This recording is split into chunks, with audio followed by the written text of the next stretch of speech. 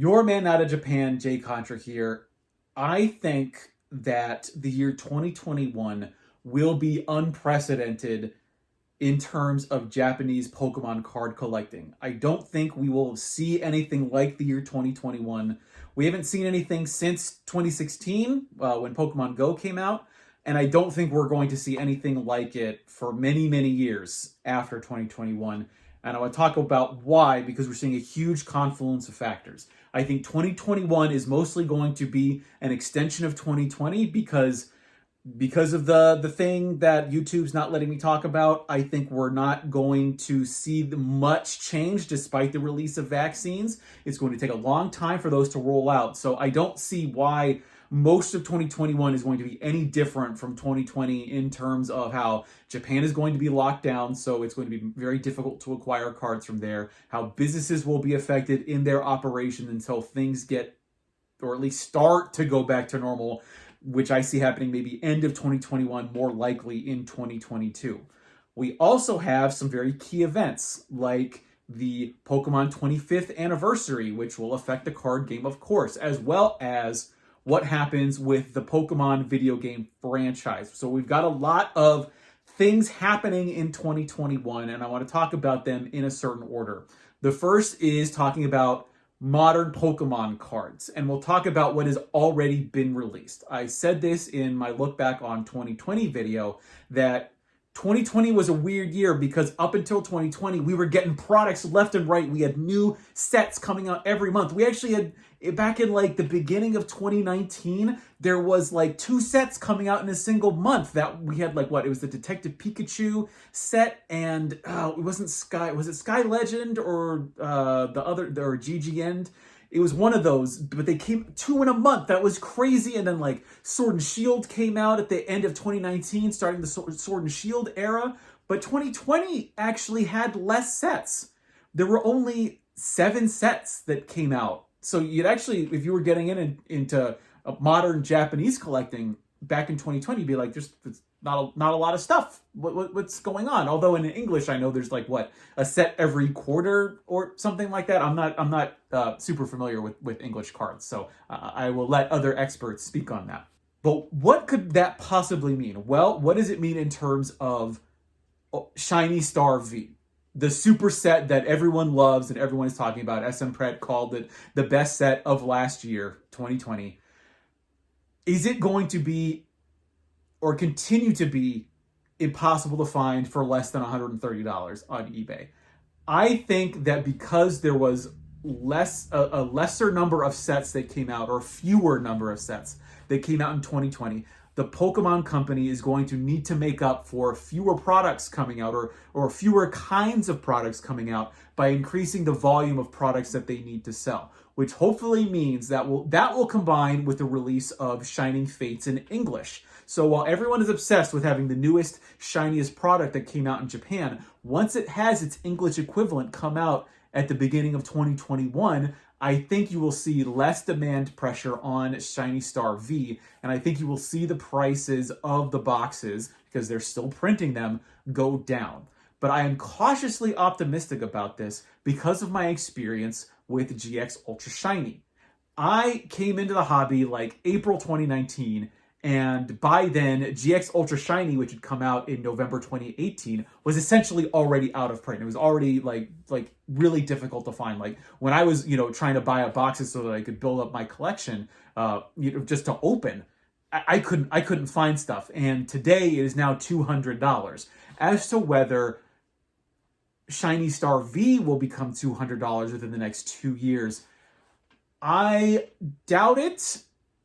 And I will talk about that specifically at the very end of the video because I want to then talk about what I see happening to Japanese Pokemon cards and perhaps Pokemon cards in general. But we'll get to that after I talk about my next point, which is the Pokemon video game franchise. People have been down on Sword and Shield. I will say my controversial opinion here in that I think Sword and Shield are not necessarily content-wise, but gameplay-wise, are my favorite Pokemon games. I would love if they just remade Gen 2 using the Sword and Shield engine, which they very well might. Because here's what I see happening that affects Pokemon cards, and what I see is Nintendo's strategy in terms of of how it treats its retro games. I will bet you anything that in 2021 we will see Nintendo release a virtual console or something like the virtual console for the Switch. And I think one of the flagship titles or flagship franchises that it leads this promotional push for the virtual console will be Pokemon. Because remember, there is actually right now no way to play Gen 1, Gen 2, or Gen 3 in their original forms on the Switch. The only access people have to Gen 1 Pokemon right now is through either the Let's Go games that came out or through, the weird, crazy... I mean, I know Sword and Shield does have some of the old Pokemon in it, but you also then can access them through, like, the Pokemon Home if you, like, upload your Pokemon from the 3DS and the Virtual Console Gen 1 and Gen 2 that they have there. It's too complicated. I can completely see Nintendo, in coincidence with the 25th anniversary, push out some basically ROM dumps of the old Pokemon games.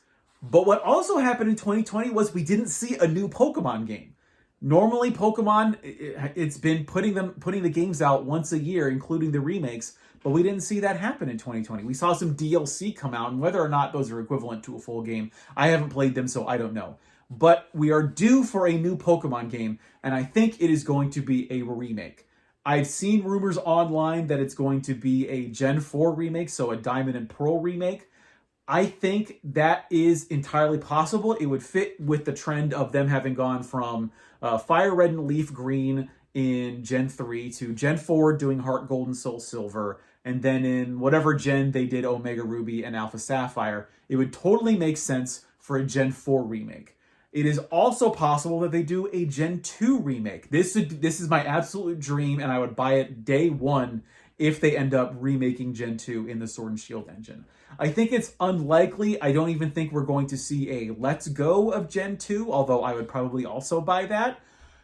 But we'll see. But I'm going to call it here. I think it's going to be Diamond and Pearl, although I wish it was another Soul Silver and Heart Gold, because, oh boy, in English are those ridiculously expensive.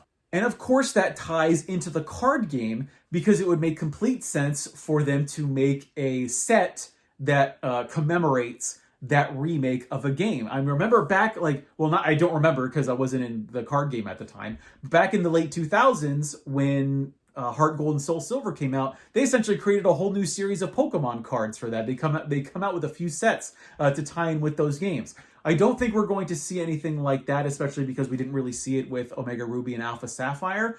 But what form will this take? Because if we go back to 2016 and we talk about Pokemon's 20th anniversary, what happened was there were actually two anniversary sets when you think about it. There was Pokemon Generations, and then there was Evolutions, or CP6 in Japanese.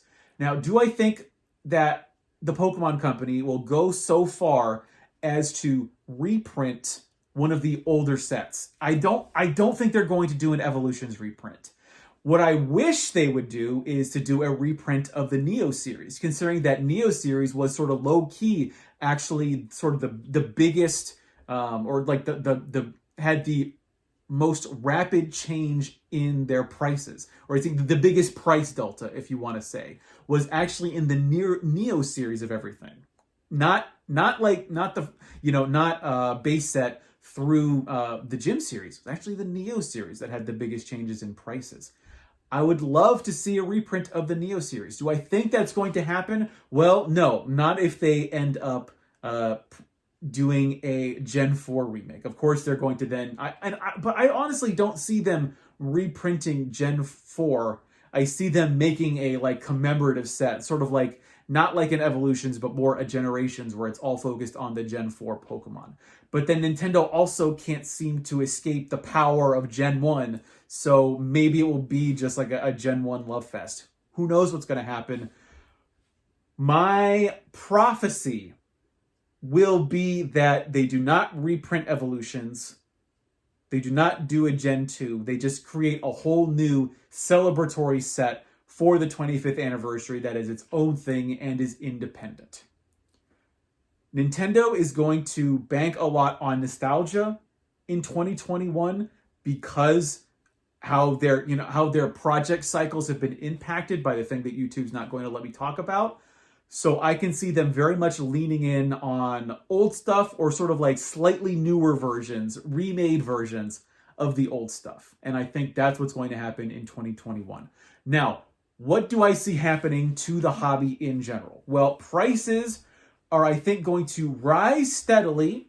I think on PSA graded stuff, that's actually going to go down. We're going to see with no rarity. I believe that there is a 99% chance that no rarity is going to crash in value as more PSA graded copies start to hit the market, because when you see Poliwrath in PSA 10 for no rarity going for like $25,000 because there's only 3 of them, there's got to be more than 3 PSA 10 copies out there somewhere. And I bet they have just been graded by PSA. It's only going to take another 6 to 9 months for those things to actually get back into people's hands for them to put it on eBay.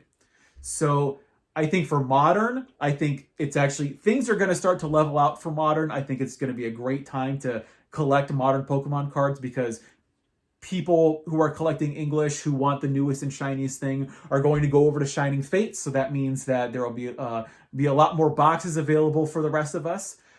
For the vintage stuff, I don't see a lot of movement happening there. I think vending and E-Series are going to be as collectible as ever. And honestly, what I see happening is the bubble popping on Pokemon at the end of 2021, and here's why. You simply just have to look at historical trends. Everything that is happening now has happened before and will happen again.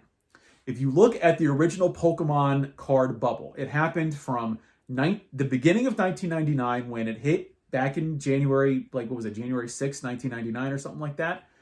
It lasted until the tail end of 2000. I have actually found New York Times articles from the beginning of 2001 talking about how Pokemon cards had popped and no one was interested in them anymore. Of course, that was a different time because it was mostly kids being involved in it, whereas now it's kids from adults being interested in it. So you have a much wider pool, a much greater demand pressure on Pokemon cards than there were back in 1999 and 2000. But bubbles can only be sustained for a certain period of time.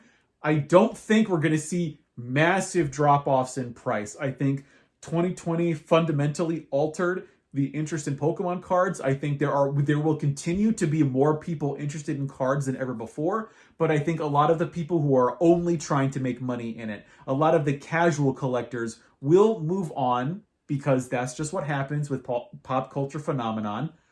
And there will be more collectors around. Things will continue to be more expensive than they were 2 or 3 years ago. I think another Pokemon bubble will probably happen in 5 or 6 years, or maybe 3 years.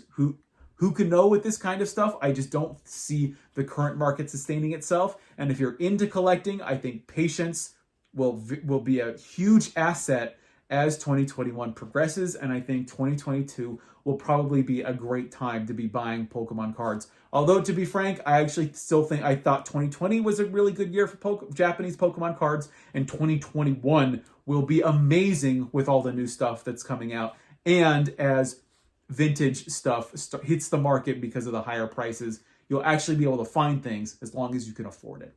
I've been your man out of Japan, Jay Contra. That's my prophecy for the year 2021 when it comes to Japanese Pokemon cards. Thanks for watching, and mahalo.